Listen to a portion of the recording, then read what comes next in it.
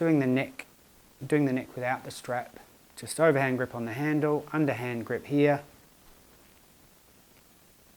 Away you go. Nothing to explain really on that one. Move it around to wherever you're tight. You can reverse it too. Some people might prefer the handle, and that way this goes into the tight spot. So overhand on the top, underhand here, around about your pointer on the nexus. There you go.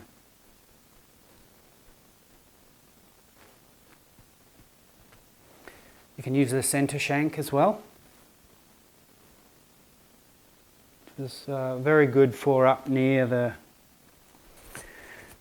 cranium, near where your neck muscles join in there. So we'll just reverse that. Start off by doing it with the handle. Underhand, overhand. Again, sorry. Underhand, that's the bit that's going behind our head. Overhand is the bit that isn't. There you go.